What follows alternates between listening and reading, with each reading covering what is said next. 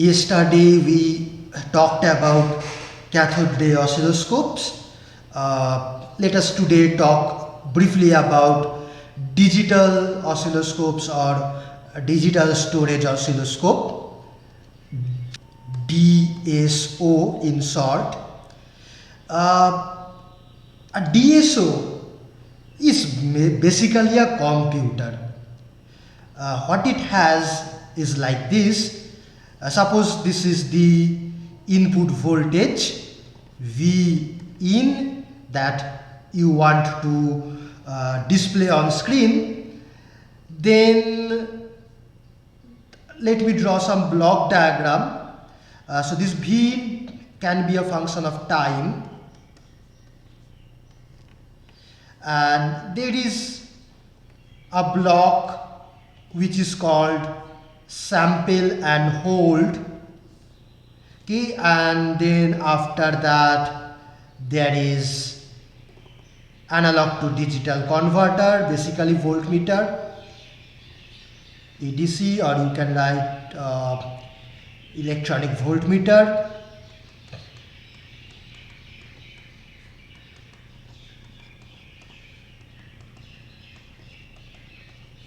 And after that we have basically some computing facilities, you can say computer and then display. A DSO is basically a computer. Now what is sample and hold?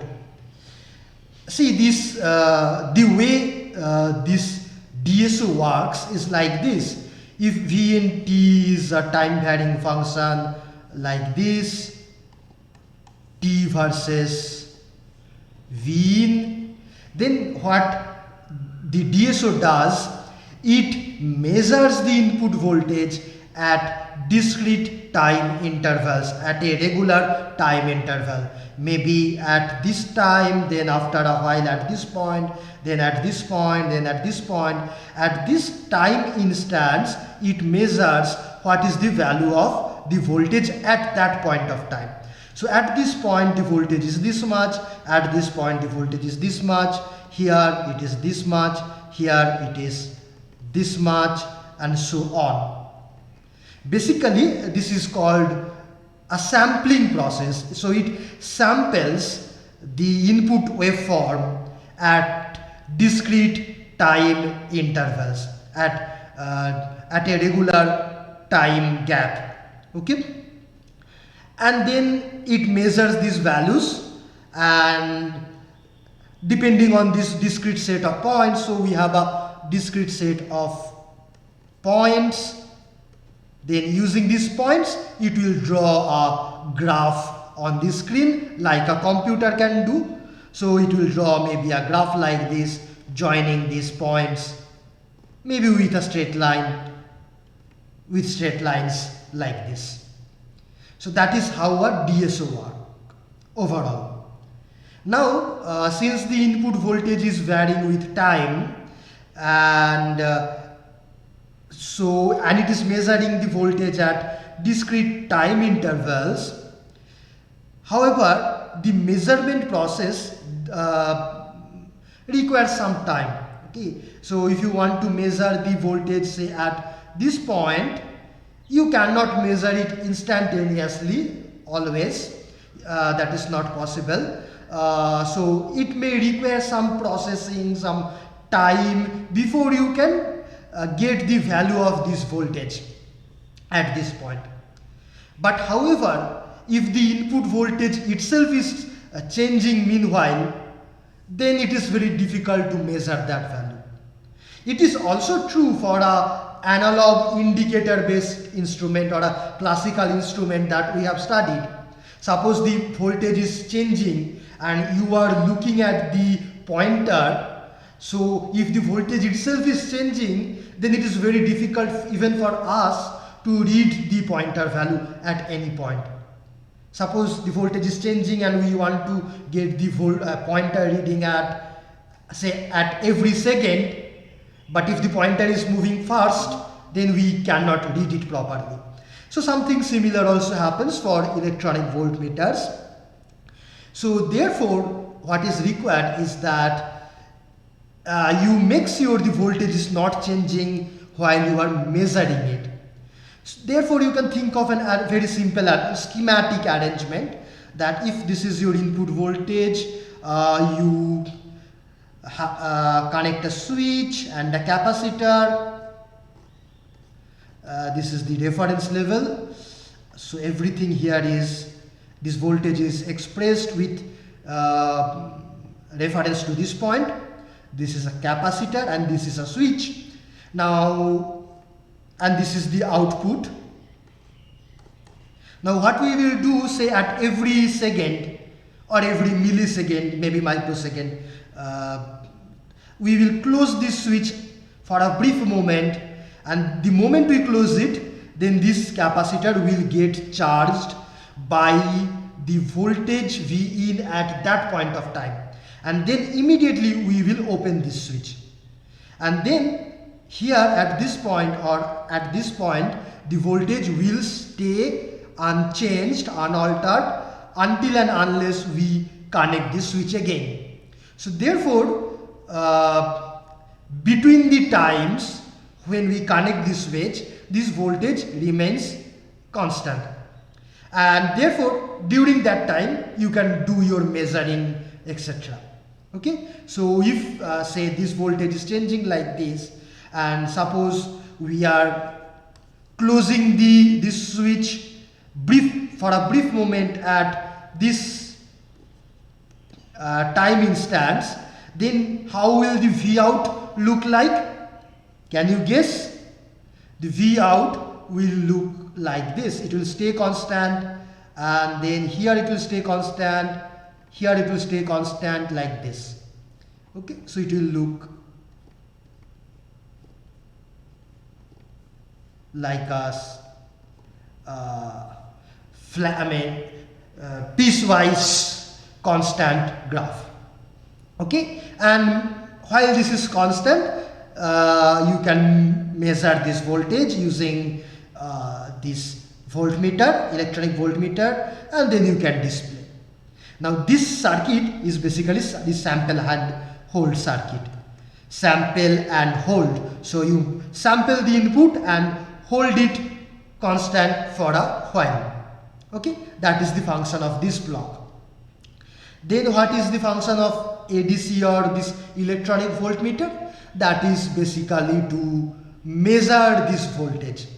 ADC stands for analog to digital converter. So this voltage, the height of this voltage is a continuous number. It can take any value, it can take any fractional value, 1, 1.2, 1.01, pi, root 2, any value it can take.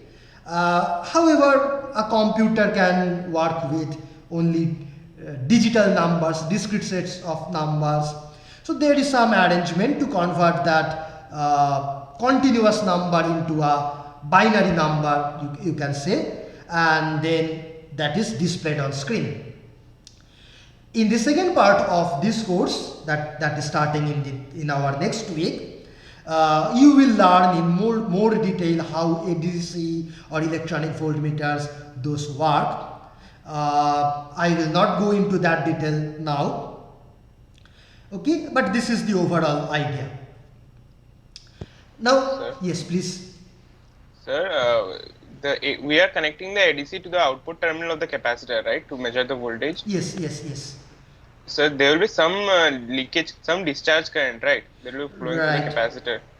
You're right. So, like the discharge time needs to be pretty high for this. Yes, you are absolutely right. So this is a very idealistic schematic of sample and hold, and even a capacitor can have some discharge path, and this therefore, although here I am showing this voltage will remain constant, it will actually decay down slightly, and this leakage should be very less, so that it stays almost constant.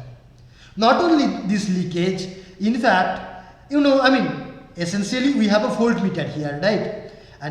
And all voltmeters takes some amount of current, okay, to read or to measure the voltage. Even the classical voltmeters that we have studied, that also takes some current.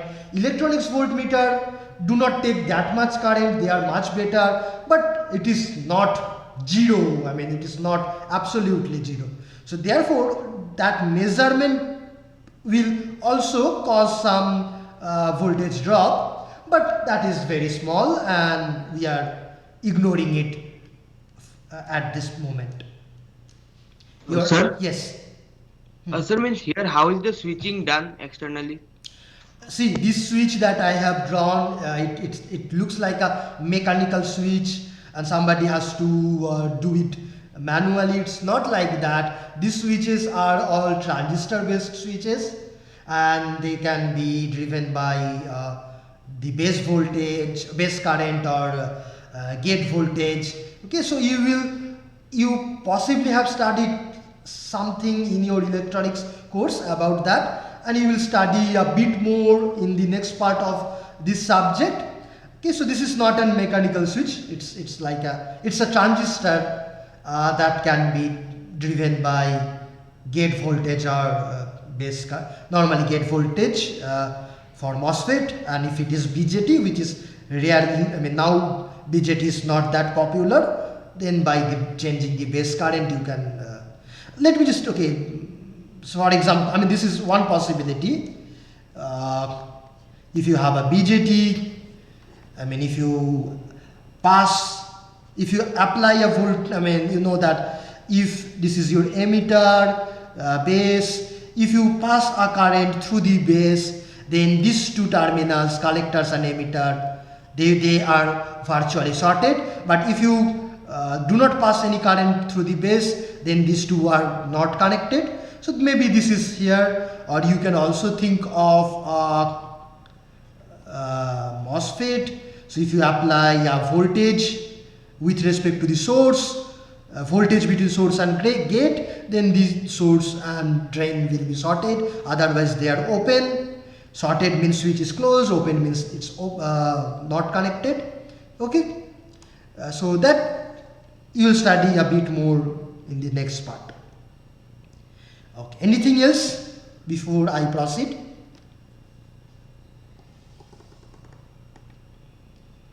Acha. Next, I mean the thing that I will focus on today is on the sampling rate, etc. I mean at what frequency you should sample the input signal. Those things I will focus on. I will not focus on the electronic part today.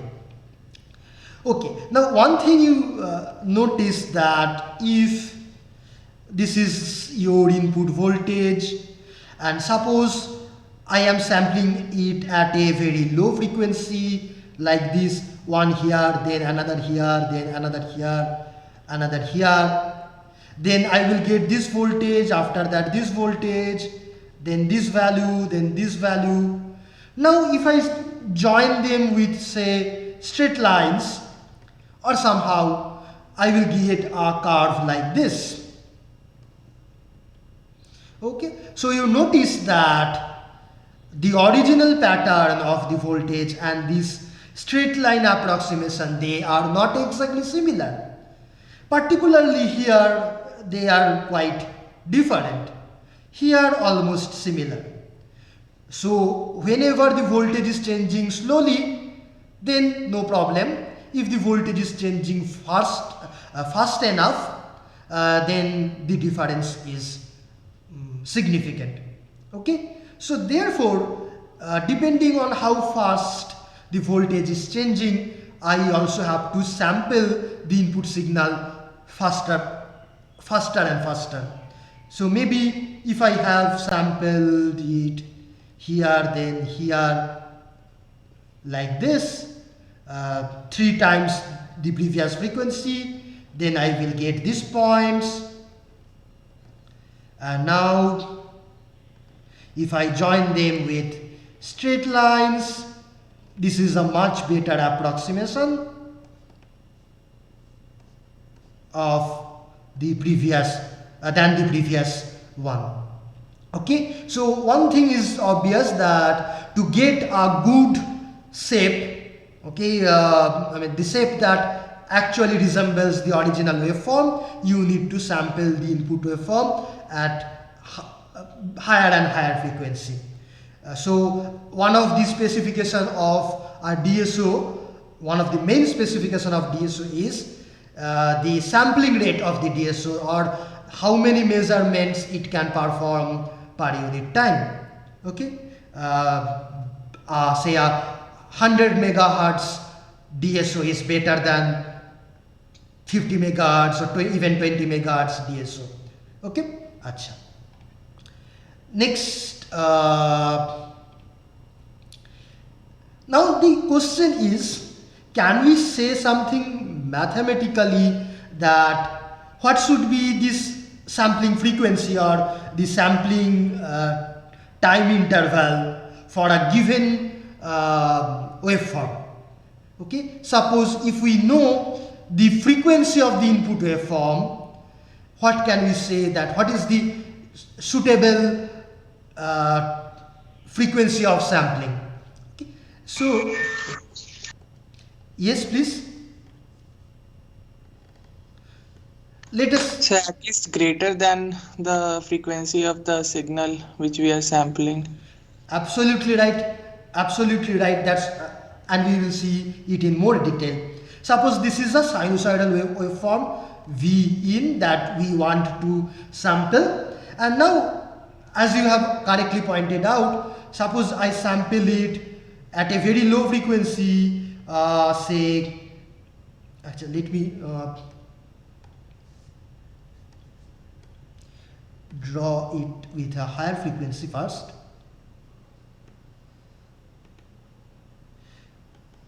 Suppose this is the V in, and now suppose I am taking less than one sample per cycle. Suppose I am taking one sample here, the next one is after one cycle, next one is after one cycle. Then if I join these points, you see it no way looks like the original waveform. Okay, so definitely it should be higher than the sampling frequency, should be higher than the input frequency. Okay, Achha, by the way, let me call these time intervals as tau s, tau sampling, and this is the time period of sampling. Then let me define fs is 1 over time period, that means number of sample per second. This is called sampling frequency, and then you can define omega s is 2 pi fs, 2 pi times the number of sample per unit time. Okay, so these are the notations. Acha. Now, suppose if I take say more than one sample per cycle, for example, one here, and then this is one cycle, maybe next one here. So this is okay, next one here. If I go like this, is that good enough? No, even then it's not good enough. Okay, so what do you think we need? If you look at the graph, it is apparent, it is visually apparent that we need at least one sample in the positive half, one sample in the negative half. Okay, at least one in positive half, one in negative half. So maybe this is a better choice, like this, one and one, then one and one and one. So in this case, I have chosen sampling frequency is equal to 2 times input frequency. Okay, if so, then if I join, okay, at least it resembles the input waveform much better. It looks like a triangular wave, not a sine wave, but okay, even better than the previous ones. So this is at least the minimum requirement. But even this is not good enough. even Fs equal to 2F in is not good enough.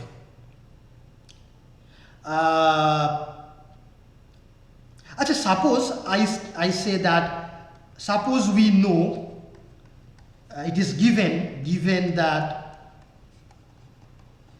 V in is sinusoidal, then the question is Fs equal to 2F in, is it sufficient to reconstruct the input waveform? Is this value? Sir, actually, it depends upon where we have started sampling. Even with this Absolutely frequency. right. Absolutely right. So you may think that, okay, if I know that the input is sinusoidal, then I may join this cross points with a sine wave, and then I will get this original sine wave. That you may think apparently, but that is not true, because I can draw maybe another sinusoidal waveform which is like this.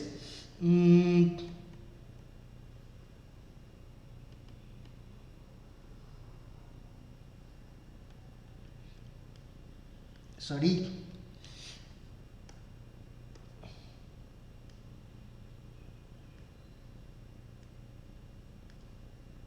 Okay. So you see, this is also a sine curve. Okay, and what is the difference between the red and the green one? The green one has their peaks at the sampled points, whereas for the red one, the sampled points are not at the peak but somewhat before that. And then the red and the green one, they are different. You see, the amplitude of them is completely different. The frequency is all the same. Okay, so therefore we are not sure about what is the correct amplitude if we sample the input at this frequency. Okay, what we actually need, we need Fs to be greater than 2 times Fin. Okay, if we have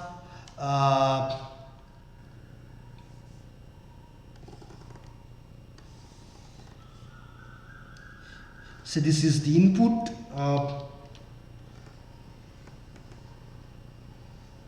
If this is the input waveform, 1 cycle, 2 cycle, and if we have more than 2 samples per cycle, maybe one here, then the another one will not be here, should be before that, because we have more than 2 samples. Then the next one will be here.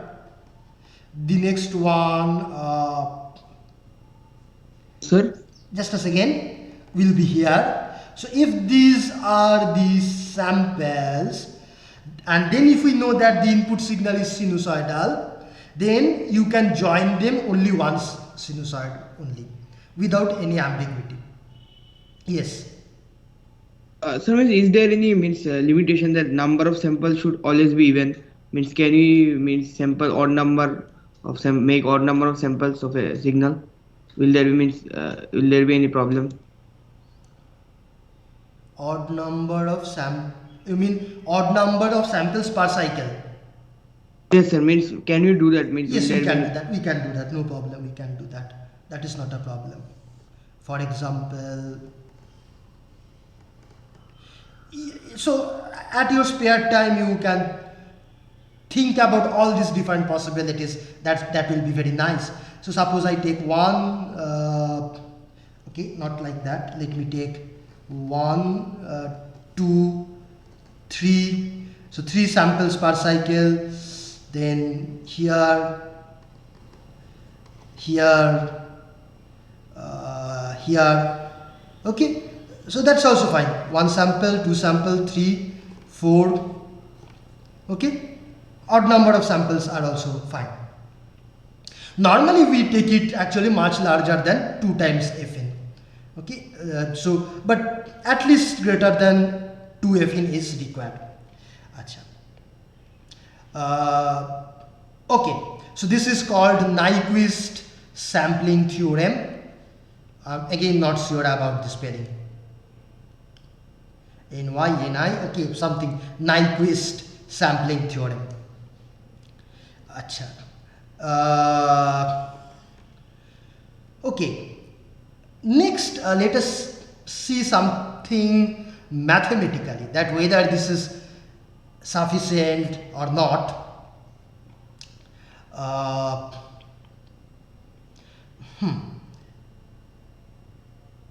Okay, Achha. And yeah, one more thing, here I was saying that you join these sampled points with straight lines, but is straight line the best solution? Should we join them with straight lines or curved lines? What is the best curve fitting? That is also a question. Okay, so there are two questions. What is the best curve fitting and what is the best minimum required sampling frequency? Okay, so two questions. Given the sample, first at what frequency should we sample, and then how do we join those samples to reconstruct the original signal. Achha. For this, let us do some mathematics. Sir, can you take the page up? Huh? Hello? Can you take the page a little bit up? I forgot to note the name. I haven't written the name, Nyquist sampling theorem. I will give it later. I will give all these board works later. Yeah. Okay, Acha.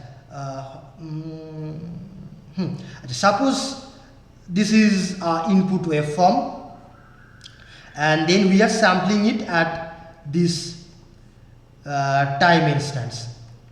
Okay, so after sampling, what do we have? We have a discrete set of numbers. This value, then this value, then this value, then this value, etc. Okay, so we have a discrete set of numbers. Like maybe here this value is 1, this value is 1.1, here maybe it's 1.8, 1.7 volt, maybe this is 1.75. So we have an array of number 1, 1.1, 1.8, 1.7, 1.75. So we have an array. This is called a discrete signal, discrete time signal. And we did not got time to study this in our signals course in the previous semester. But this is also a very broad and interesting domain. And the original signal, that is called continuous time signal.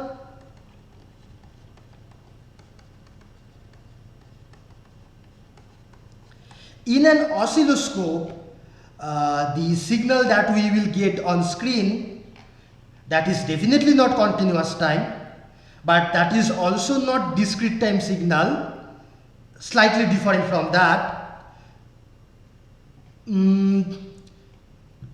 Because here you see this height, this amplitude at this different point of the voltage can take any arbitrary value, any fractional value, 1, 1.75, pi by 2, any fractional value, 1.1298756, anything. But a computer can represent only discrete set of numbers. For example, if you are using a 8-bit number, 8-bit can represent up to 256 values, and suppose each point is 1 millivolt. Okay, then this 8-bit, with 8-bit we can represent between 0 to 255 millivolt at a step of 1 millivolt. Okay, then we cannot represent 1.5 millivolt. Or if we have 16-bit, and if you decide that, okay, so if you have 16-bit computer, then you can go up to 2 to the power 16 values. which is something 65,000 something, I don't remember exactly, 2 to the 255 square. And suppose you decide that each number, each interval is equal to say 0.25 millivolt. Okay, then you can go up to 0 to 0.25 multiplied by 2 to the power 16 millivolt. So you can represent any number like 0, 0.25, 0.5, but you cannot represent any number like 0.1, 0.05. Those numbers cannot be represented. So therefore you may have to approximate a voltage which is actually 0.05. You have to approximate that to 0 maybe.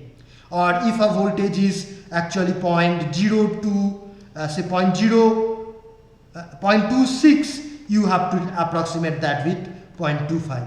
So you also have to approximate the height, actual height or amplitude of the waveform. And when you do that, then it is called a digital signal. Okay, so a digital signal is discrete time plus also discrete amplitude.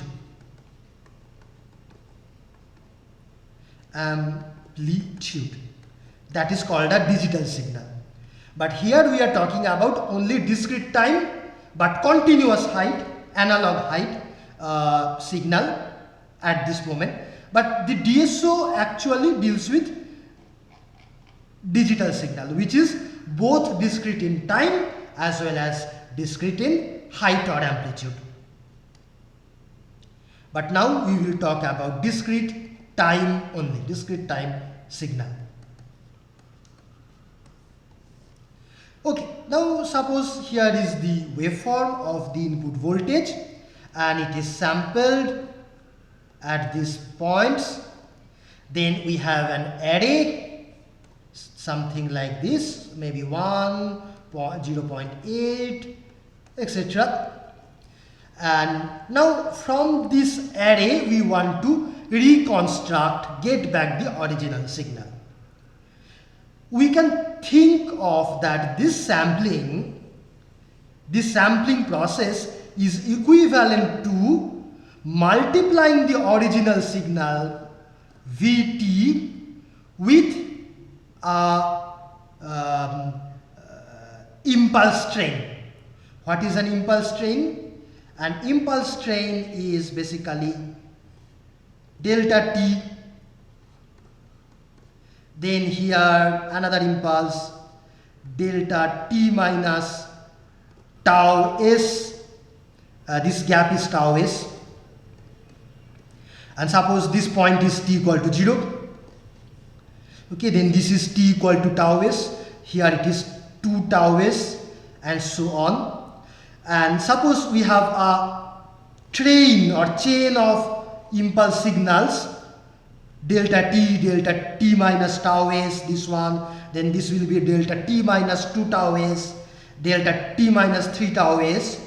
So we have a periodic infinite train of impulse signal. Now if we multiply this Vt with this, okay, you multiply these two,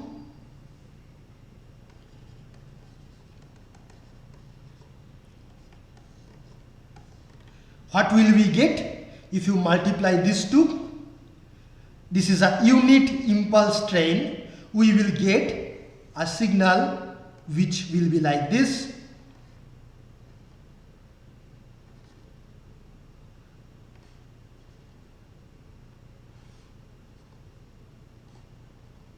Okay, so here we will get an impulse. Tell me, so this impulse will have the sorry, it is multiplied by the value of this voltage here with this. So this pulse, this impulse, how can I represent it? Can anyone tell me? It will be Tau s into delta of t minus tau s. Okay, correct. let me tell step by step. So this one I can represent V0 into delta t. This one I can represent as V tau s, value of the signal here, multiplied by delta t minus tau s. Next one here, it will be V2 tau s delta t minus 2 tau s, and so on. Okay. Achha. Now if I have this array of numbers, then I basically know this signal. Okay. Because I know the amplitude, the strength of each impulse, which is given by these numbers. So knowing this product or product of these two and knowing this array is same. Now therefore the question is whether we can get back the original signal from this product of these two signals, because if we can get back the original signal from this product, we can also get it back from this array, because this array is another representation of this signal only. So the question is whether we can get back the original signal from the product of original signal and this impulse train. Okay, acha. Is the question clear? Whether we can get back or Vt from the product of Vt and this impulse train, which you can write as delta t minus n tau s, n running from minus infinity to plus infinity. Okay, so this is the question. Achha. Now we will answer this. Achha. Let me ask how will the spectrum or Fourier transform of this signal look like. Okay, let me give it a name. Let me call it y. Let me call it yt. This product is yt. Okay, so how will the Fourier transform of yt will look like?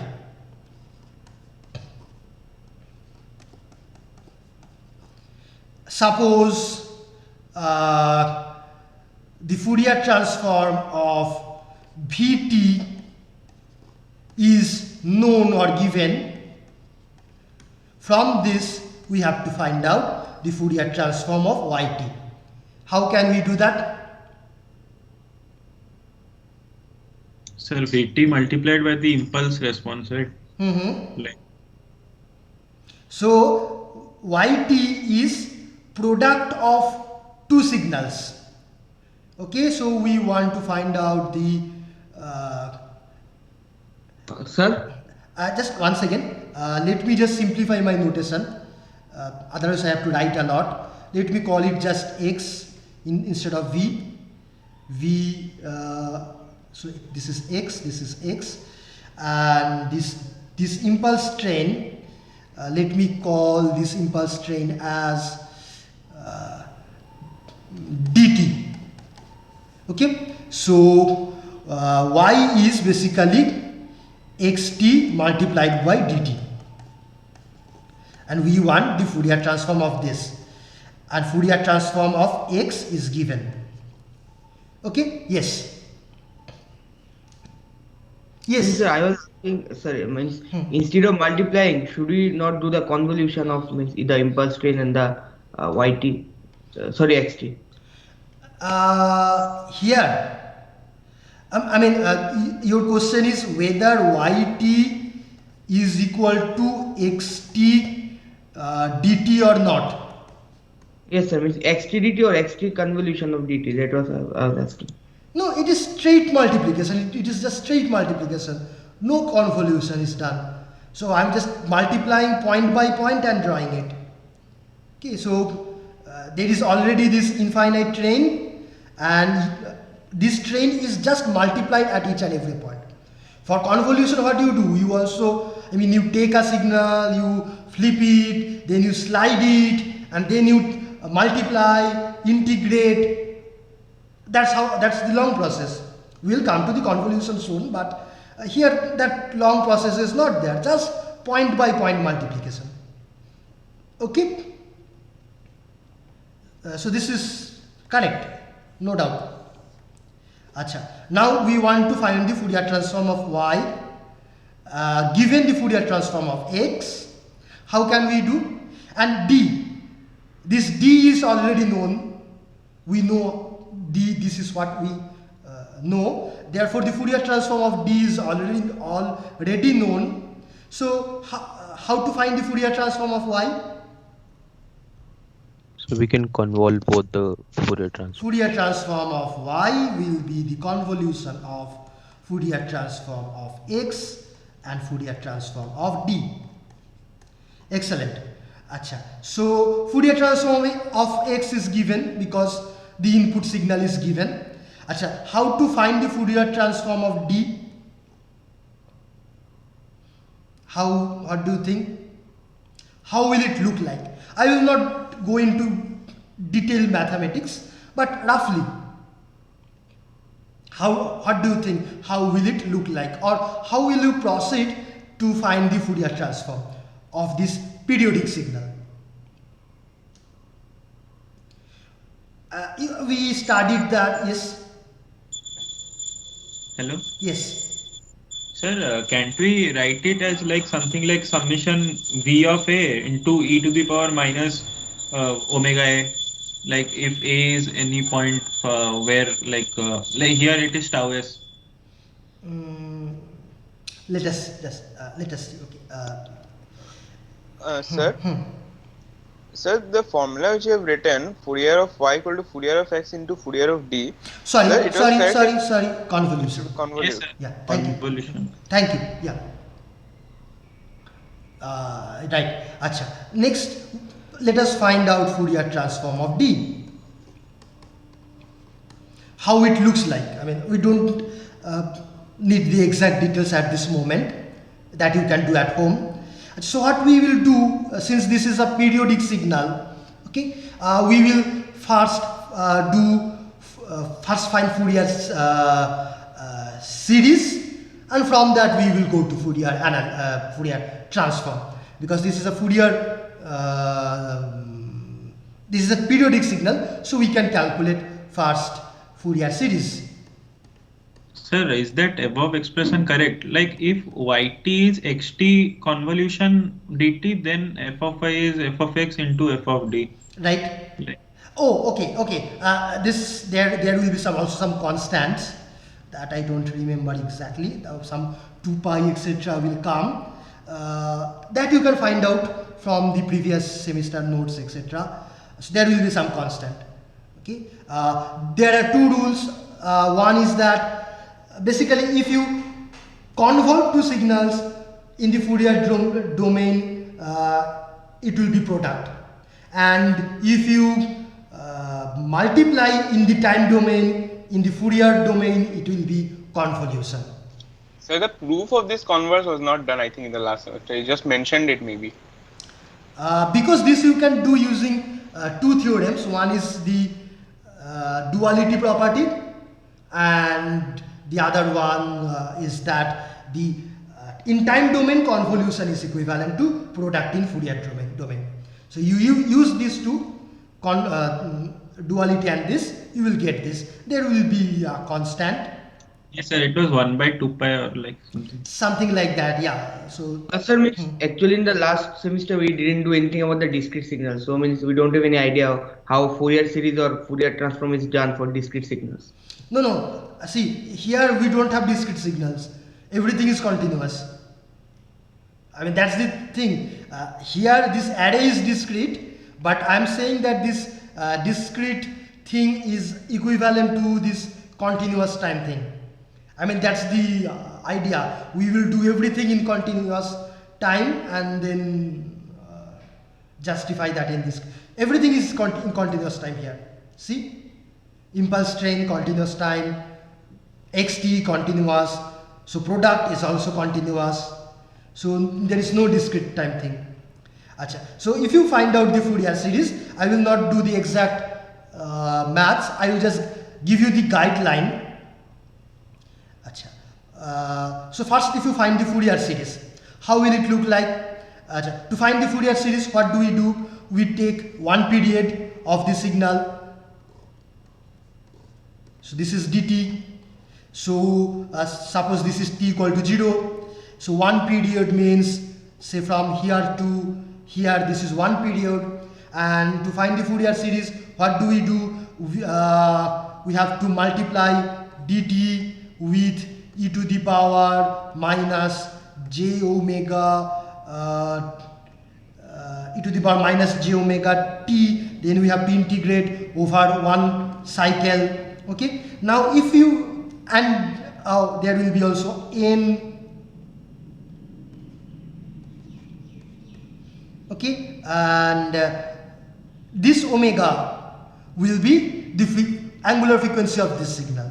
Now according to our notation, where is that? We are using the symbol omega s for this, so let me put it omega s, where omega s is 2 pi by ts, tau s is from here to here, this is tau s. Okay, so you have to do this integration, and when you do this, so this is delta, basically this is a delta t, within one cycle you have delta t, so you will get 1, and no matter which frequency, which value of n you take, okay, so it will be same. So basically we will get same value for all n, same constant for all n. Okay, now if you plot the spectrum in omega s versus, or say omega versus these amplitudes, okay, so we will get same constant for all n omega s. So omega s, 2 omega s, everywhere. Let me not put arrows, only dots. Okay, so this is how the spectrum will look like. Okay, this is the Fourier series n omega s versus the coefficient. Okay, so let me write the exact coefficient. Why not? Cn or ck, whatever is, that is 1 by t integration of dt. This is correct? Yes? Are you following? Okay, so this is omega s or omega versus this Cn. Now from this we want to calculate the Fourier transform. How will that look like? Sir, for finding Fourier transform, can't we just like directly use the formula, because Fourier transform delta function is unity and these are just time shifted delta function and summation. We can just use the time shifting property. There are multiple ways you can do it, but the thing is that finally you should get the same conclusion. That you check whether you are getting the same conclusion. Okay, acha. Next, so now the original signal dt is what? Cn e to the power jn omega s t summation over n equal to minus infinity to plus infinity. Okay, so this is the original signal, and now how will be the Fourier transform of this signal? Cn is same constant for all n. Okay, so this is a constant, Acha. Next, therefore, if we draw omega versus the Fourier transform of, how will that look like? Okay, so we have a set of exponential function. Acha, what this also we did previously. For e to the power j some omega naught t, what is the Fourier transform?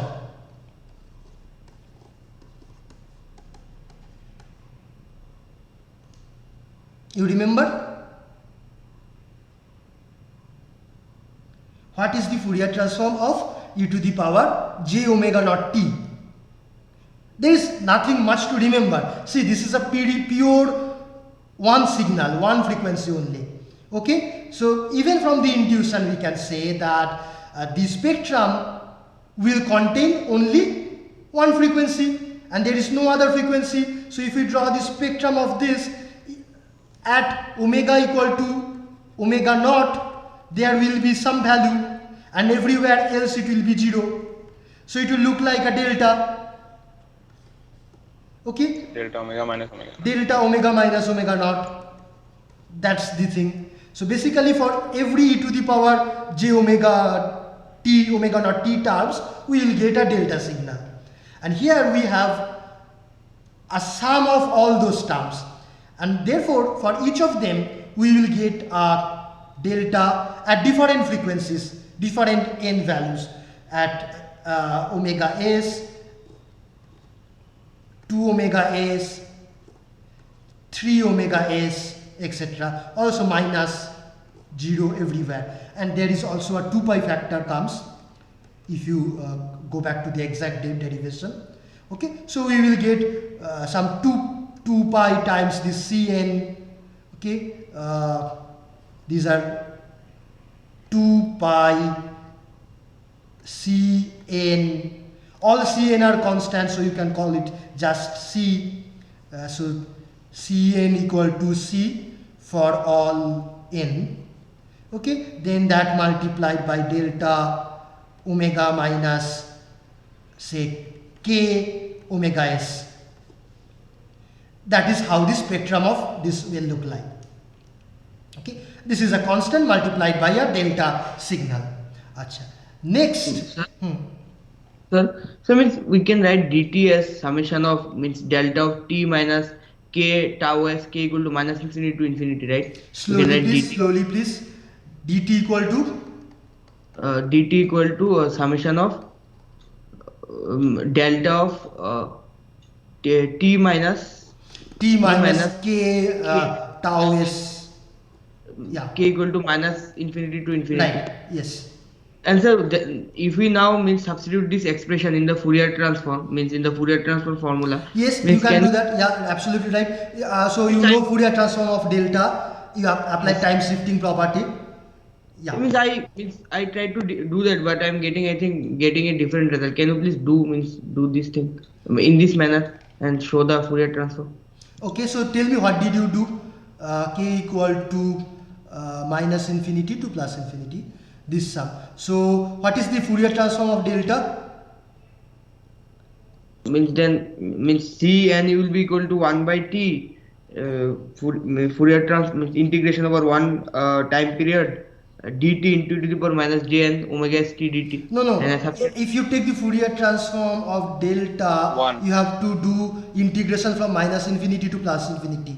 Time equal to minus infinity to plus infinity. Fourier transform of delta is 1. You will get 1. Achha, so Fourier transform of delta is 1, and then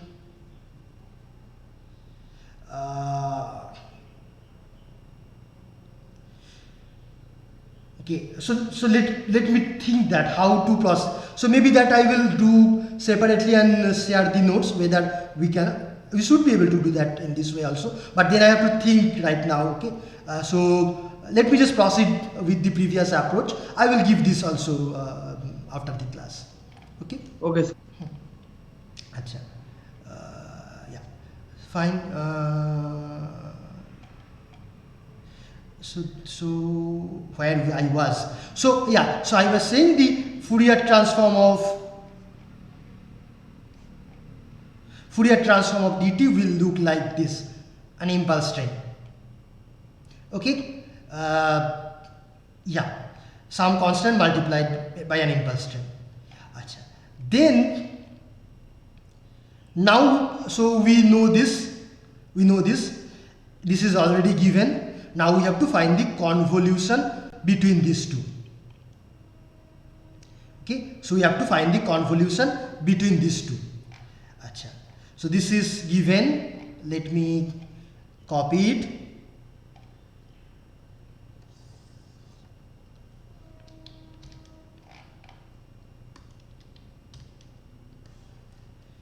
So this is Fourier transform of dt, and with a red ink, let me draw, say, suppose this is the Fourier transform of xt. It is 0 everywhere, and only within this narrow region it has some pattern. Okay. This is the Fourier transform of xt. Now you have to convolve this red signal with this impulse signal. So how will that look like? If you convolve this blue train with this red signal. So there will be several such red signals time shifted. Absolutely right. So and we just have to add them up. We have to add them up. Absolutely. So you can do it in different ways. Maybe one way is so basically this is a sum over k. There is a sum over k, okay, from minus infinity to plus infinity. So if, and therefore we are convolving this signal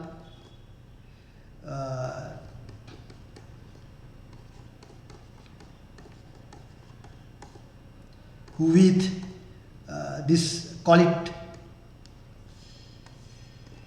capital X omega. Okay, so this is same as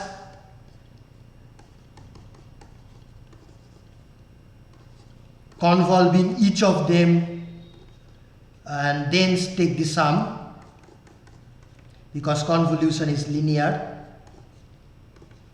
Now if you convolve any signal with a delta signal, what do you get? You get the original signal itself. Okay, so if you convolve this spike and this red one, you will get this one itself. And then if you convolve this spike with the red one, you will get the same pattern, but now it will be shifted, time shifted. So we will get something like this, another one. Then when you convolve with this one, we'll get like this. And then we have to add all of them. So finally we will get this pattern.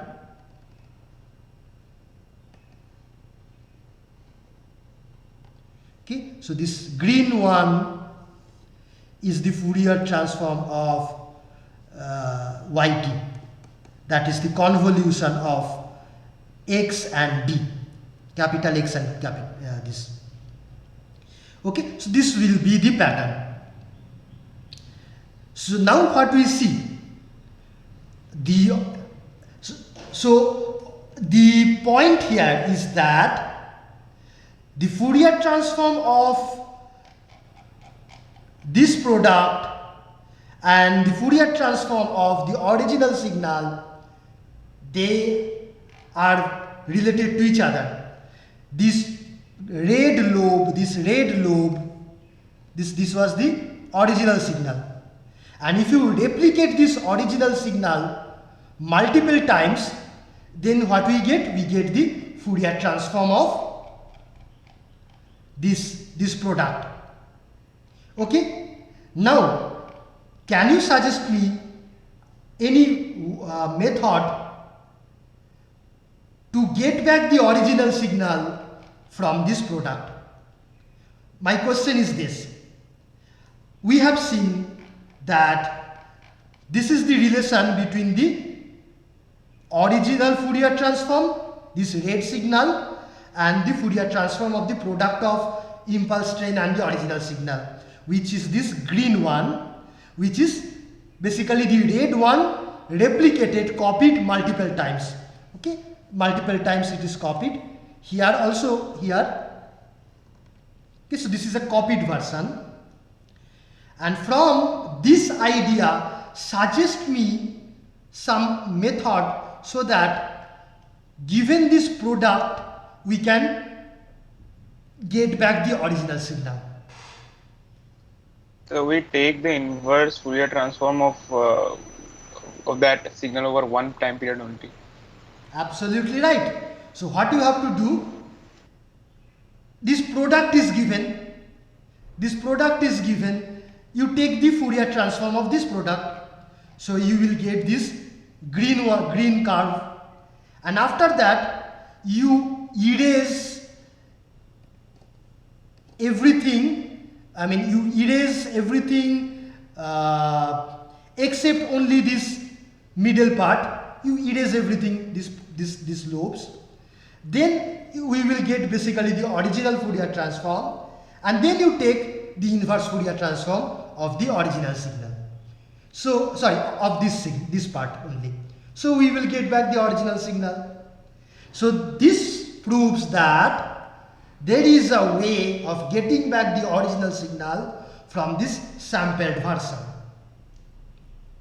Acha, now you tell me that. So we have to erase some part of this green curve, and suppose I say that I will erase this is minus a, this is plus a. I say that I will erase everything beyond plus minus a, and I will keep only between plus minus a. Can you tell me what should be the value of a? Omega s by 2. Omega s by 2, because we see that this original pattern is replicated at every omega s. Okay, so if you stop it halfway between, okay, then this second replica will not come. So then this should be omega s by 2. Excellent. So that means we should erase everything beyond omega s by 2, plus minus omega s by 2. Absolutely right. Now you tell me, will this method always work? No, sir. This method will be restricted only to some Gaussian plots which kind of becomes 0 before omega s by 2.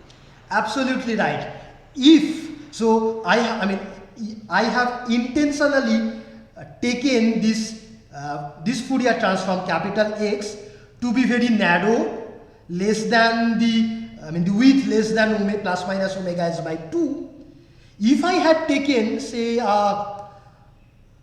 suppose the spectrum of, let me copy it and then tell.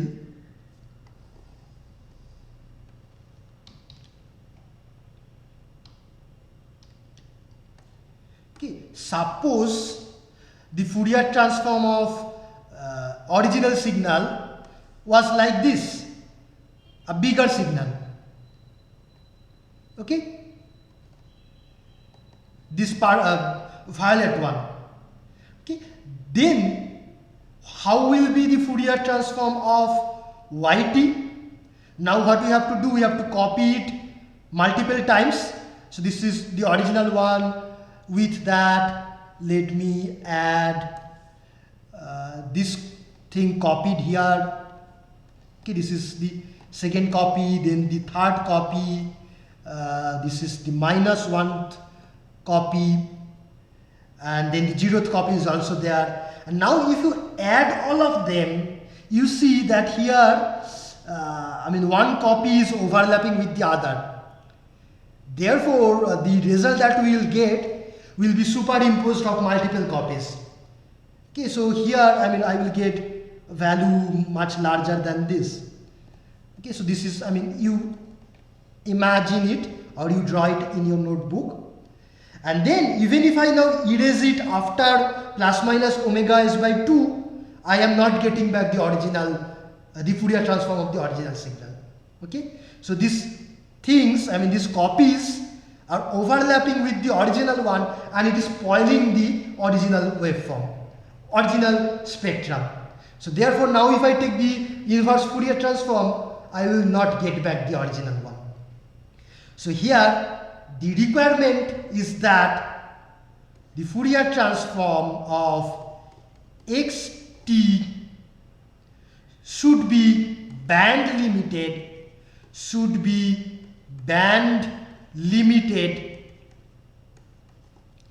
to plus minus omega s by 2, where what is omega s? Omega s is the basically 2 pi by sampling time, basically sampling frequency. This is angular sampling frequency, you can call.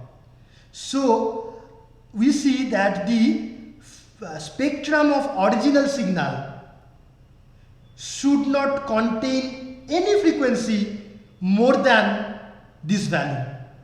You can say this is mod of this value. So the original signal, if it has many harmonics, it should not contain any harmonic whose frequency is greater than this. Then we cannot get back the original signal in this way. But if the main signal x is band limited within this frequency, then we can get back the original signal. And that is what we previously told, that you see here I wrote, if the frequency of the input signal is less than half of the sampling frequency, then we can get back the original signal from the samples. And this is a mathematical justification. And not only justification, here I am also giving you a method by which you can actually get back the original signal. I am not only saying it is possible to get back the original signal, I am also giving you the exact method by which you can get back the original signal. Okay? So do you see my point? My point is that if the frequency of sampling is higher than the maximum frequency in your input, no, twice of that, okay, if it is higher than twice of the maximum frequency of the input, then you can get back the original signal. And how to get back? This is the way. Fourier transform, inverse Fourier transform, erasing the things. Erasing means what? When I erase these lobes, that is equivalent to what? Applying a dash. Pulse wave. So Not a pulse wave, just a pulse. No, I say that given this green signal, when I erase these things, that is equivalent to one operation or one filtering. What kind of filter?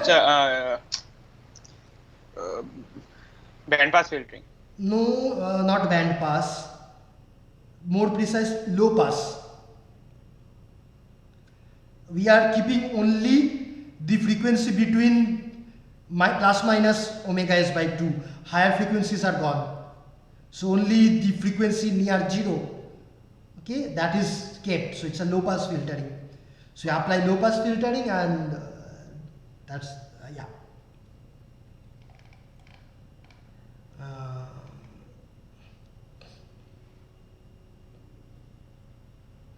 Okay, acha. So I mean, I can also tell this in this way.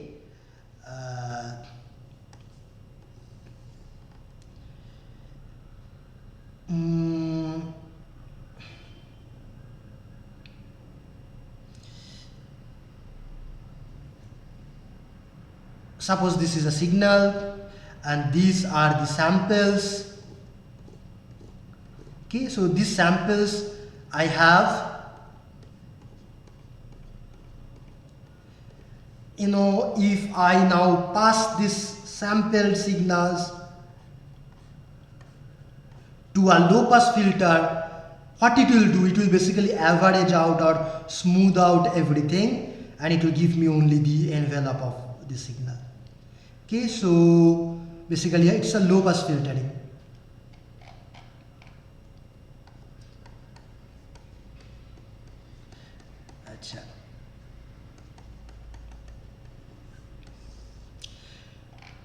Next, let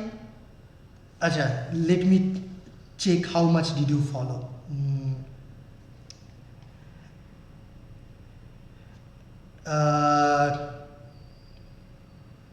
Suppose this is my sampling frequency.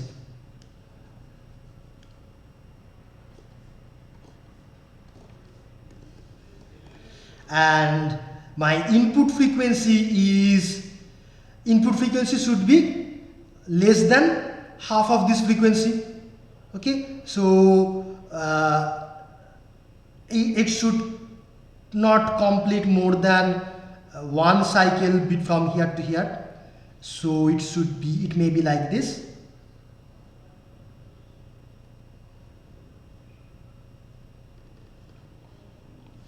But suppose, I have a waveform where this frequency is, the input frequency is much higher. Suppose that is like this.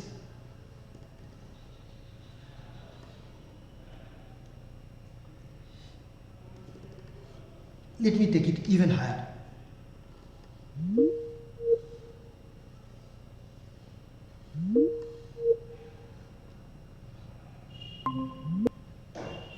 So suppose this is the input frequency and these are the sample times. Okay, so basically then we are getting this sample, after that we are getting this point, here we are getting this point.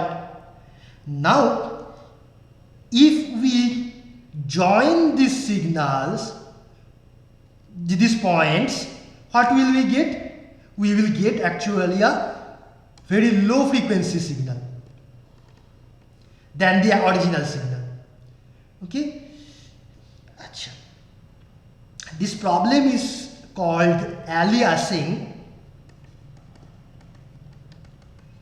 where we have sampled a signal with much lower frequency than we were supposed to, and therefore when we join these sample points or reconstruct this signal from the samples, we get back a different signal.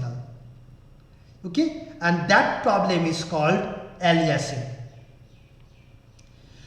However, you see, if the original signal was like this itself, then I would have got back the correct one. Okay, so what we see is that call it x1, this black one, and this red one is x2. These are two possible input signals sampled at this time intervals, and for both of them, when I join the sample points and reconstruct the original signal, I get the same reconstruction. For x2, the reconstruction is correct, but for x1,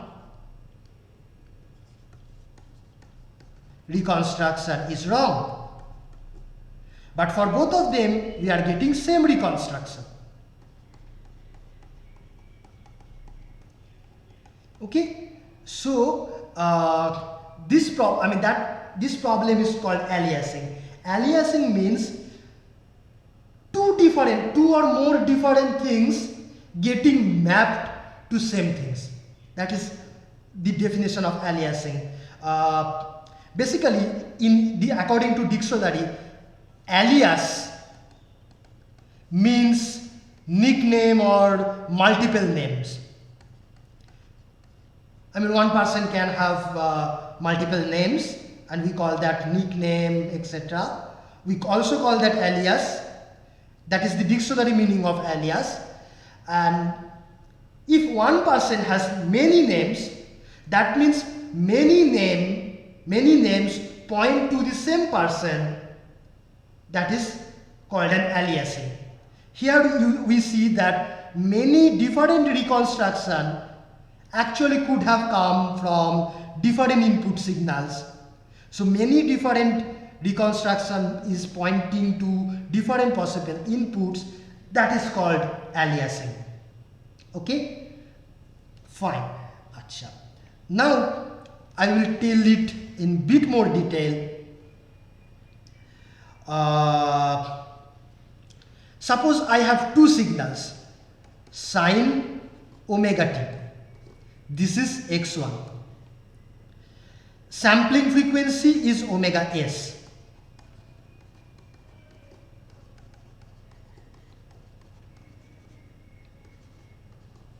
And another signal x2, which is sine omega plus say k omega s times t. Okay.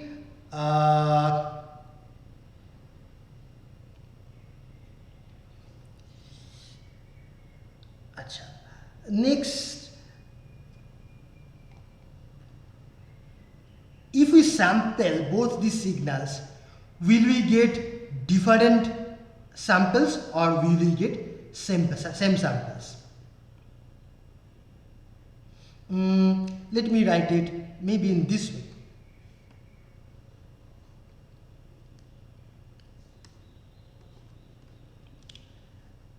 This is equal to say sine 2 pi f t, and this is sine 2 pi f plus 2 pi k 1 by ts or tau s multiplied by t. Okay, now we are taking samples at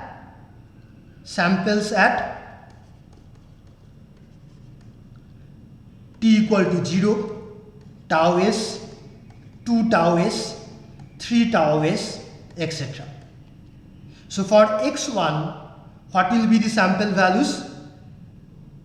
So first sample will be sine 0, next one will be sine 2 pi f tau s, next sine 2 pi f 2 tau s, and so on.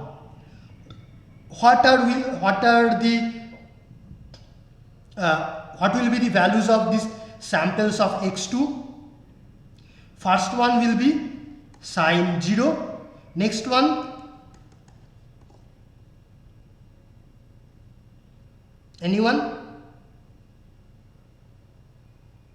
What will be the value of the next sample? Sine 2 pi f tau s. Sine 2 pi f tau s. So here I am putting t equal to tau s, and if you then this tau s will cancel. We have 2 pi k extra, and 2 pi k integral multiple of 2 pi has no effect, so we get same thing. Then sine 2 pi, next one will be 2 pi again f 2 tau s. So basically two different signals, completely different signals, but the sample values are same. This array of numbers is same. Okay, so you see two input is mapping to same digital signal or same array. This is called an aliasing. Not just two, you can take any value of k, 1 2 3 4 8 7 anything. For all values of k, plus minus, for all values of k we are getting same samples. So many different signals are getting mapped to the same samples. This is called an aliasing. Basically what is happening here, x2 is completing, integral multiple of complete cycles within one sample time, which we cannot see. I mean, if suppose this is one sample, this is another sample, this is another sample. Now if a signal is gradually changing, so I see this point, I see this point, then I see this point. But now if this same signal is completing, say, one complete cycle and then reaching this point, I will get the same value. After that, suppose it completes one cycle and then reaching this value, I will get the same sample. Okay, so that is the problem. Multiple different signals can map to same discrete digital signals. That is called aliasing. Okay, and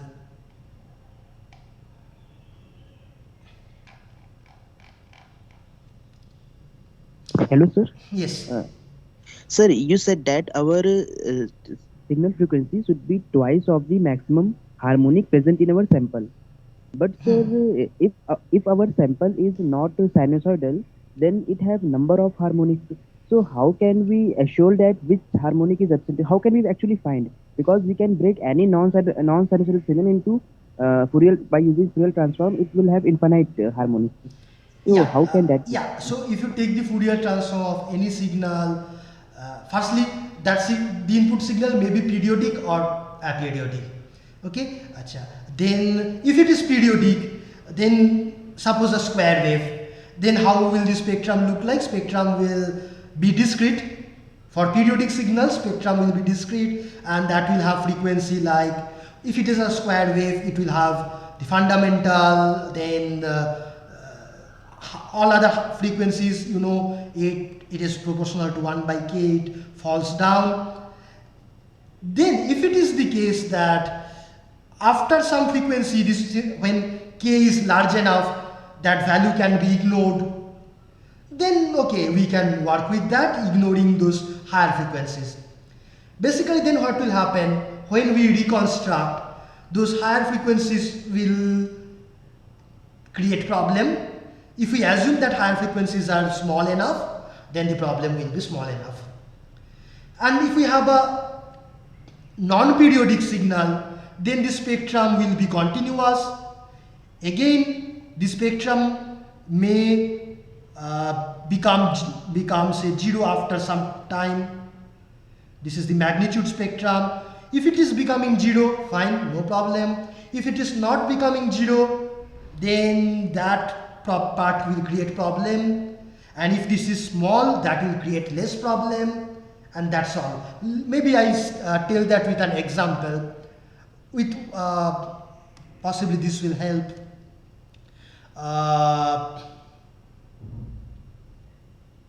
Okay, suppose I sample with sampling frequency, some sampling frequency omega s. Okay, then let me draw this this Fourier transform of this dt. Okay,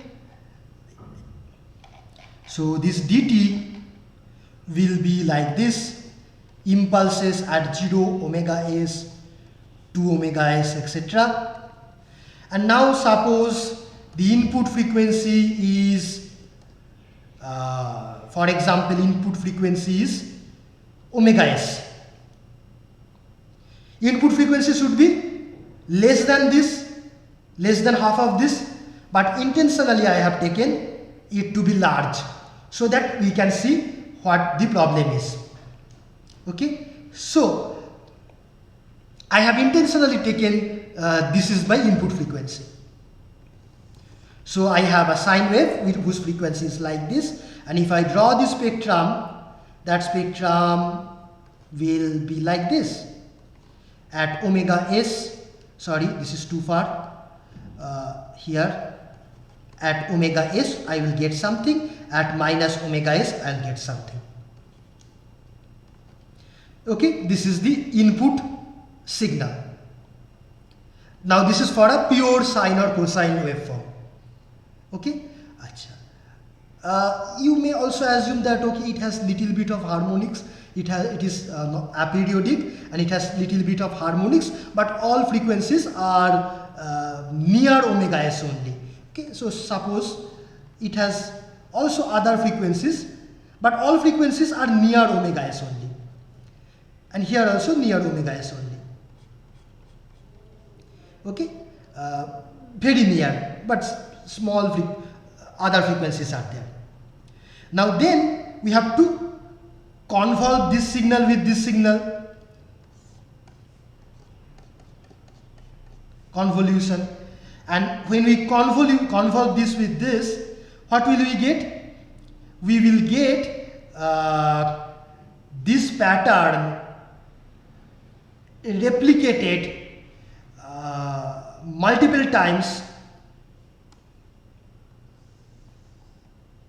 Okay, so best way to do this is to copy, and then so this is suppose the original one. Okay, then one more copy, I put it after a gap of omega s. Okay, then one more copy,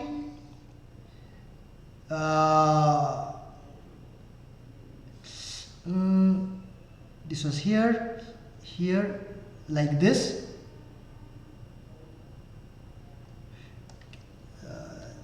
Let me erase these black lines, they are not in perfect position. Okay, so we are getting copies like this. Okay, and then you add all of them. What will you get?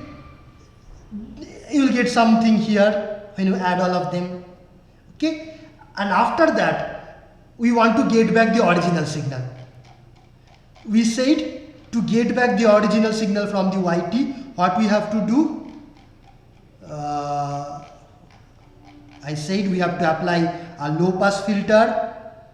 Basically we have to erase everything beyond plus minus omega s by 2 and then take the inverse Fourier transform. Now to erase everything, so let me erase this part, okay, and I am keeping only the portion within plus minus omega s by 2. So only this spike will remain. Okay, and now if I take inverse Fourier transform, what will I get? Then you take the inverse Fourier transform.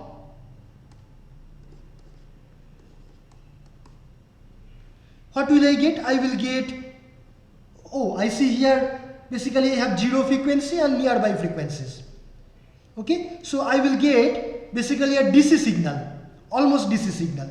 So I will get time versus DC.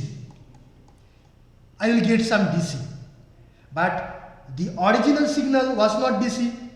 Original signal was a sinusoid with frequency omega s and some nearby harmonics. But here, after doing this sampling and reconstruction by taking Fourier inverse, I am getting DC.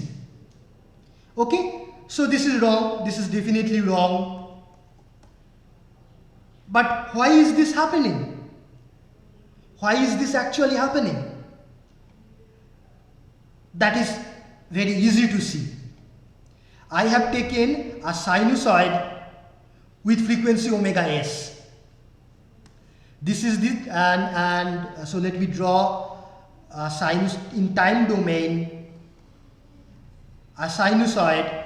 There are other nearby harmonics also, let me ignore that. So suppose this is a sinusoid with frequency omega s, and this is sampled with same sampling frequency omega s. So that means it is sampled maybe here, then next one here, then next one here. Okay, no, sorry, wrong. Second one will be there. Second one will be here. No, not here. Here. One sample per cycle. One sample per cycle. So next one here. So these are the samples that I am getting. Now if I join them, I will get DC. Okay, so this is a direct way of looking at it. And also mathematically, if we take the product of basically, where is that? This impulse train with the original signal, take the Fourier transform, apply low pass filter, apply then inverse Fourier transform. If we do all those things which we did here, here also we see we are getting the same DC. Okay, so that is the problem. Just once again, so what we see that a sinusoid is getting mapped to a DC. This is called aliasing. Basically multiple things getting the same mapping or same name. Yes, please, Uvijit. So means in principle means we should take as high number of the sampling frequency should be as high as possible. Means as high as possible, but but that is not a complete statement, because then how high is high enough? That is the question. Yes, sir. Means then there will be no upper limit to the accuracy. Means right. Of the right. So what's the factor that comes? Yeah. So then that answer comes from the Nyquist sampling theorem, which we said that where is that the sampling frequency should be greater than the input frequency. Input frequency means what frequency? Input may be sinusoid or non-sinusoid. If it is sinusoid, then the frequency is very clearly defined. But if it is mixture of sinusoid, any signal we know that can be thought of mixture of sinusoids or exponential signals, and they all have different frequencies. Then the sampling theorem says that the sampling frequency should be higher than the 2 times the maximum frequency present in the signal. Maximum frequency of, maximum among all the harmonics. Okay? So that is the answer. Means still that means this theorem only means applies a lower limit now, because greater than this is a minimum value. Means I am telling what will be the maximum means the limitation on the sampling frequency. There is no, if you take this as the minimum one, your job is done. That means you are sampling the input at a sufficient rate, and you can get back the original one from that. If you sample it at a higher rate, no problem, but you are not gaining anything. There is no further advantage after that. Okay, if you go for a higher frequency, there is no advantage. That is fine, but no advantage. Rather, there are disadvantage. Suppose in an oscilloscope, if you want to sample things faster and then you want to measure the voltage fast, then you also have to do that measurement fast, and therefore you need more better electronics for that. Okay, so if you go for higher and higher frequency, no problem, but maybe your instrument will be more complex and costly without any benefit. Okay, fine.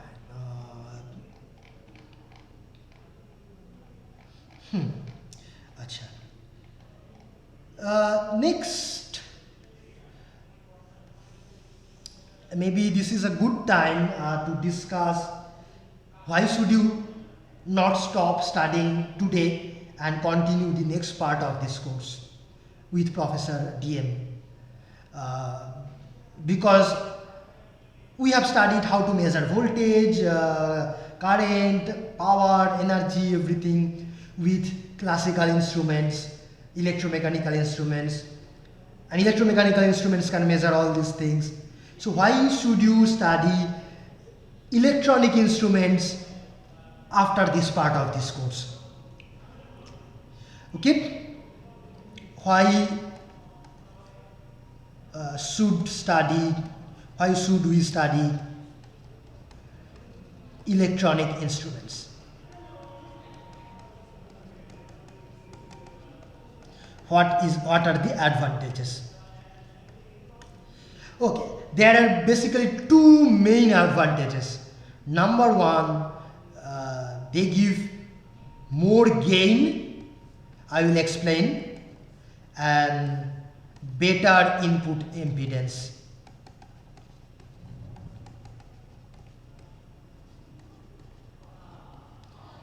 What do I mean by gain? Basically sensitivity. Okay, suppose I want to measure a voltage, and for the same amount of voltage, if I get better deflection, more deflection, we say the sensitivity is higher.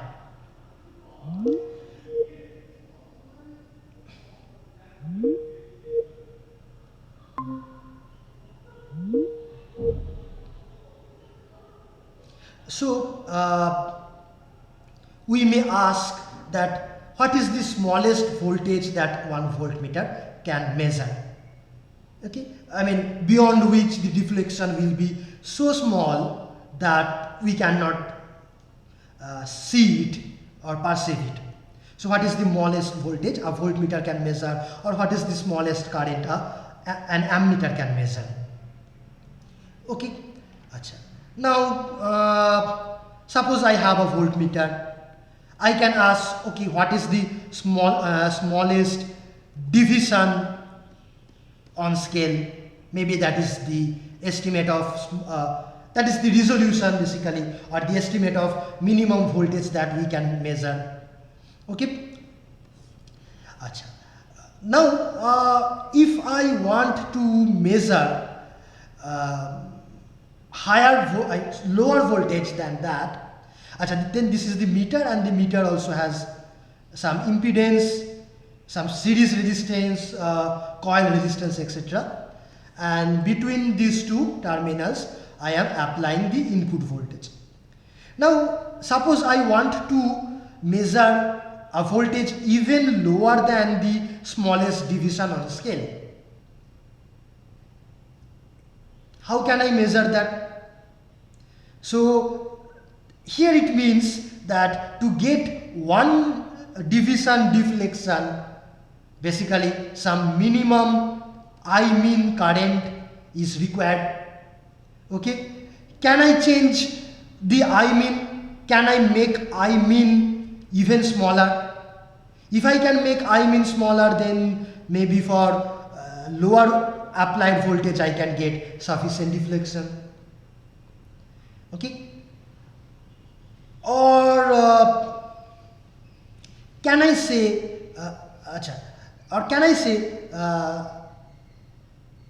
if V mean is the voltage between two subsequent divisions, the minimum voltage or resolution, can I make V mean smaller? That is the question.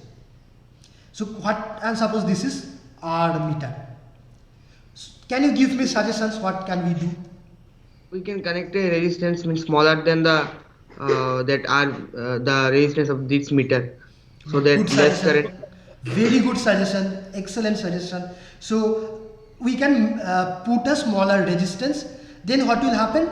For same applied voltage, more current can flow and we can get more deflection. So one suggestion is to reduce Rm. But does it have a disadvantage?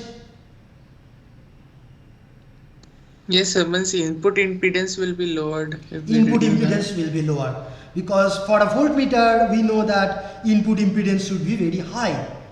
Otherwise and it should be higher than the Thevenin impedance of the circuit. Otherwise we will get erroneous measurement.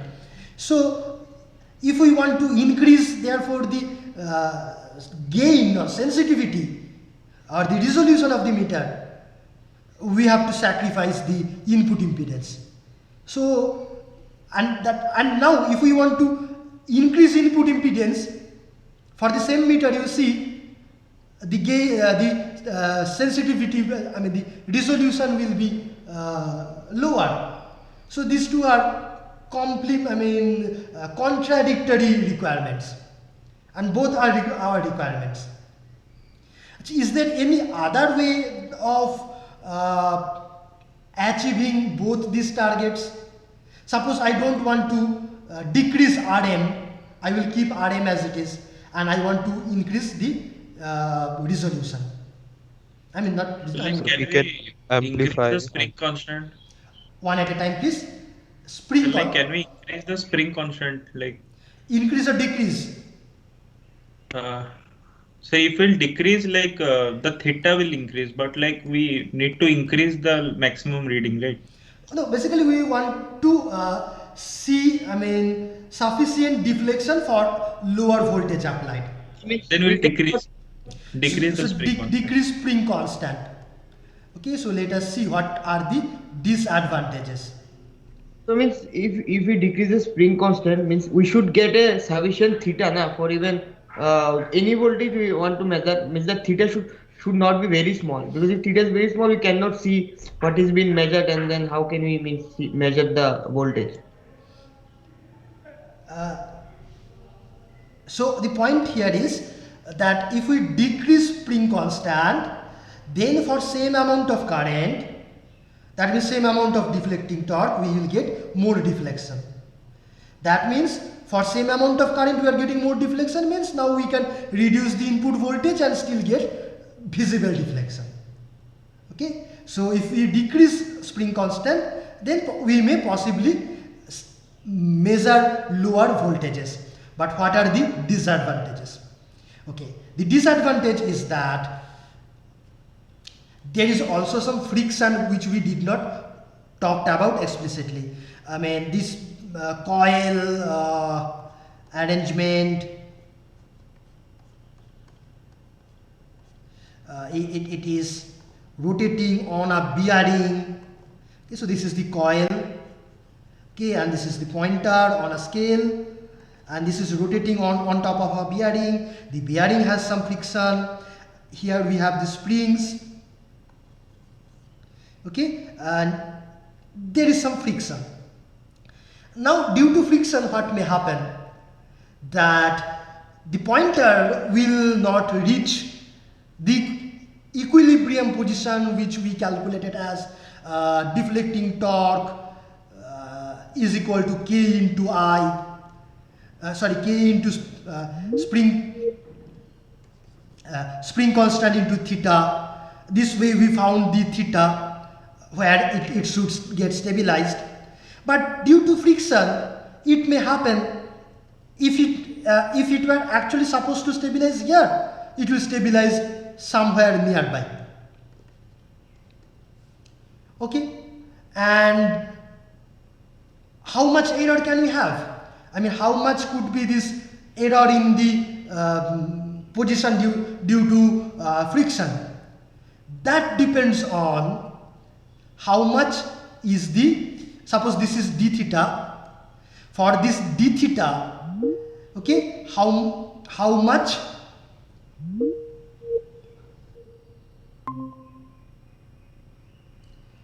okay, so how far from the expected position the pointer can settle down, that depends on the spring force. Okay, so if the spring constant is strong enough, then we can we can expect that the friction cannot stop the pointer far from the expected position.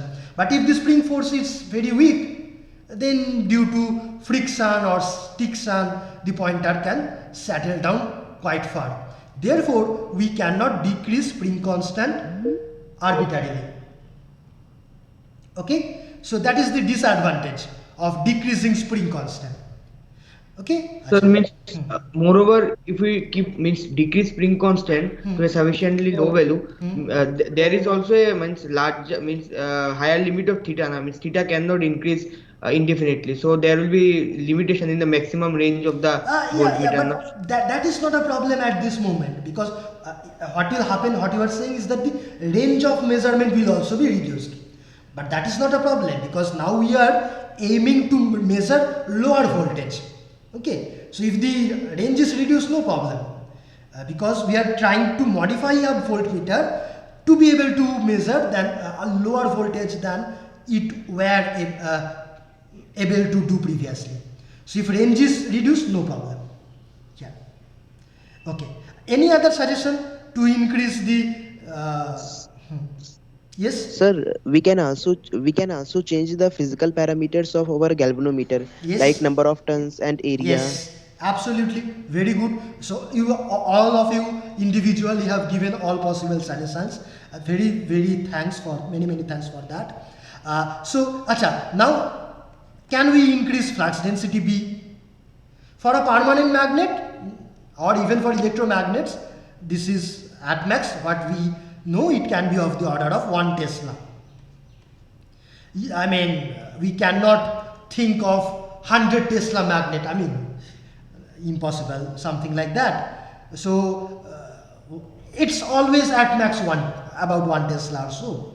So you cannot, I mean, make the, by increasing B, you cannot increase your gain or sensitivity 10 times, 20 times, impossible. Maybe at max you can increase it by 1.5 times or so.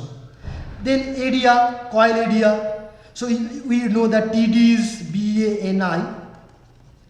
So B cannot be increased. Okay, area. If you increase area, already these meters of this much size. Now suppose you want to measure 10 times more voltage, you cannot carry a 10 times bigger voltmeter. Also, it will increase the moment of inertia of the moving coil if you take a bigger coil. And then what will happen? Due to inertia, moment of inertia, pointer will not settle down quickly. All those things will come. Okay. So A cannot be increased. What about N? If we increase N, what are the problems? Number one, what will happen? Resistance will also increase. Yes. Arpan? Sir, I was saying this resistance will increase. Yeah. So if resistance increase, now for the same voltage, less current will flow. We will not get sufficient deflection. That is one problem. Now, if you don't want to increase resistance, maybe you can take thicker coil. And if you take thicker coil, so that the resistance is not increased, and you are also increasing number of turns, so now you see the weight of the coil is increasing, and also its size will increase, moment of inertia will increase, therefore it will not settle down properly, quickly. Sir, can you repeat what's the problem if we decrease the spring constant? The problem with the spring constant is, let me tell you this with one example. Suppose at some point no current is flowing. Okay, at some point no current is flowing, so the pointer should stay at position 0. Okay, but now due to frictional torque, it can stay at an angle of plus minus d theta. Okay, now what will be the value of d theta? If the frictional torque is T fric, okay, then I can say T fric should be equal to K times spring constants times theta. T fric should be not theta, d theta. Okay, this is the maximum d theta we can get due to frictional error. Okay, it may settle down anywhere between, no problem, but it can go up to d theta max, because after that spring force will be more and it has to come back. Okay, if this is the frictional torque, then what can be the maximum angular deviation? If that is d theta max, then this is the relationship. Correct? Yes, sir. Okay. Because if you increase theta further, then this side will increase. Oh, by the way, let me also tell what is the nature of frictional, static friction. Recall from your high school physics book. What is the nature of frictional static friction? Static friction is basically a constant magnitude. The limiting value is a constant. You push something. If you are pushing something, the opposite friction is exactly same value. You increase the push, opposite friction is still same. Increase your push further, friction is still same. After the limiting value, the friction will not increase, and then it will start to move. So this is like a limiting value, and it's a constant value. So you think about it. If you do not remember the property of static friction, you recall that a bit from school physics book. Okay, so now if I decrease k for the same amount of friction, the theta max will be more. So I can get, the pointer can now start here. Okay, so then therefore I see that there is a limitation of increasing the sensitivity of a meter. Sir, yes, please. So means for measuring small voltages, sir, means we can use a small step-up transformer na, and then use the voltmeter. What's the problem? Firstly, that will not work for DC voltage. That is one thing I can say. And step-up transformer for AC, if you increase the voltage, okay, I think one problem I can see.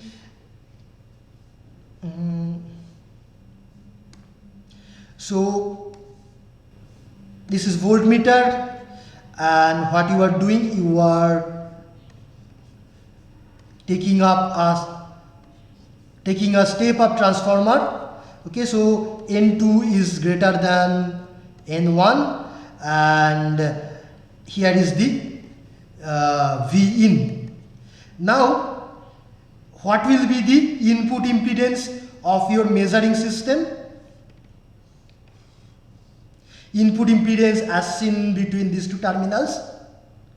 If this is Rm, what will be the impedance here? Rm multiplied by N1 square by N2 square. So that is decreasing. So that is coming at the cost of input impedance. Okay, so step-up transformer will not work. Yes, sir. Yes, sir. Yeah, acha. So what we do is this is the idea, what you will learn in more detail in electronics. Suppose this is a voltage we want to measure. We use basically a buffer or an amplifier.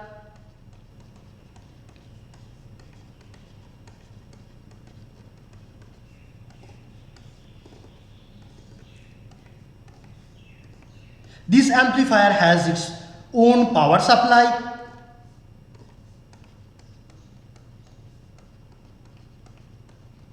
Okay, here at the output we will connect the meter.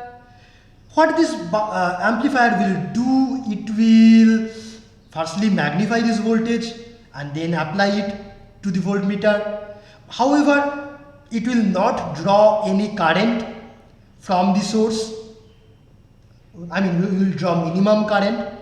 Instead, it will draw current or power from the main power supply, and that extra current it will supply to the meter.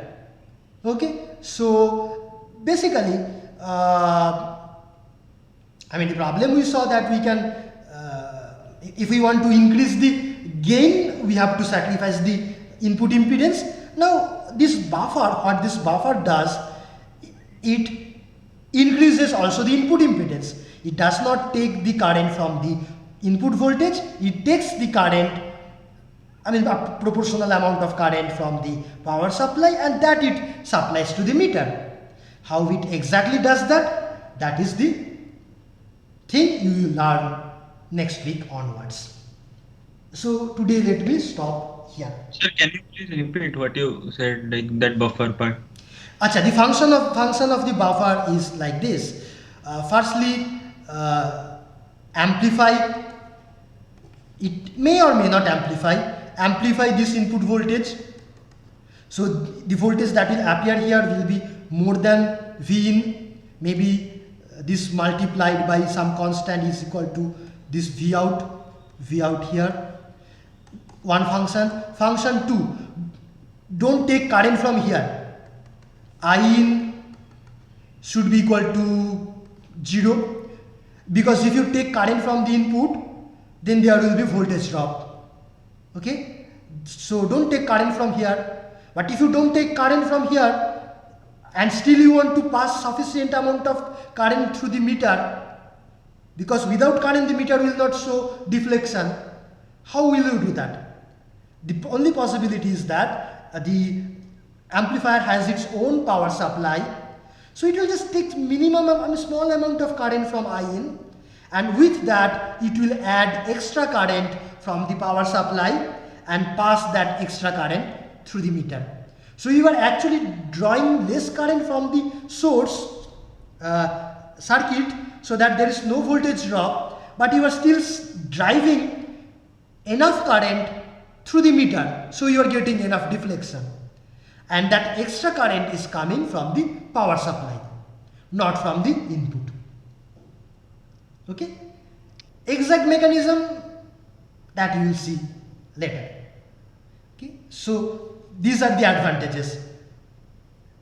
It will offer higher input impedance, and it can also offer gain, larger gain. Sir, in the sampling case, I have a doubt. Yes, In the sampling part. So when we are reconstructing the signal and we want to find the frequency of the reconstructed signal, then is there any direct relation, something like difference of sampled frequency minus sampling minus rate of sampling? The relation is that if or we have to do Fourier. If the input frequency is within plus minus this band plus minus omega s by 2, then after you apply the low pass filter, you will get back the same thing, no change at all. Okay, so see, there are, what are the things we have? Input signal X, then we have a pulse train D, then we have the product of these two, X into D, and then we can talk about the Fourier transform of this, Fourier transform of this, and Fourier transform of this. That means Fourier transform of xt.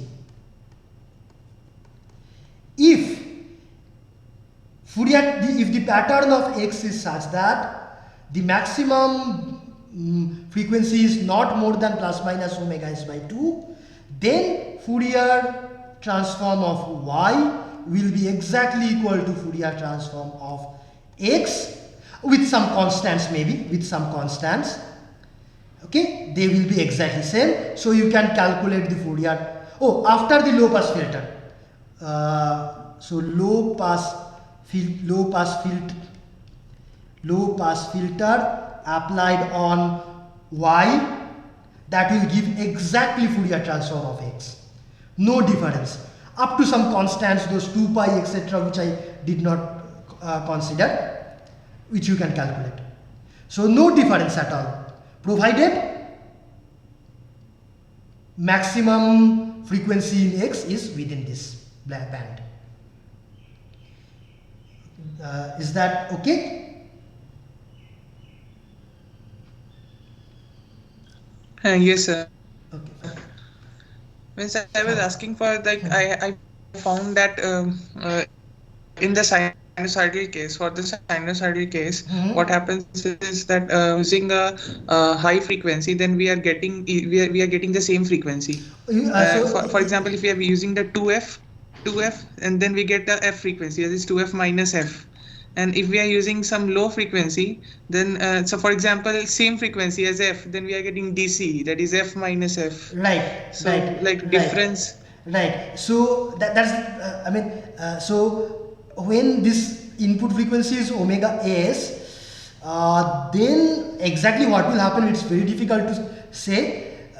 Basically what will happen, this will get mapped to this, after omega s. Okay, everything beyond omega s by 2 gets mapped here. Exactly how will it map? For that you have to, what I did, I just copied the same thing many times and then added them. That you have to calculate. Okay, in this simple case, that's what happened. But if it is a more complicated pattern, what will happen? It's very difficult to say. But one thing is for sure, if it is within this limit, then no change will occur. Okay. Can you upload the board work in the website? Sure. It's done up to yesterday or day before. Today also I will do. Okay. Thank you all. And a happy journey ahead.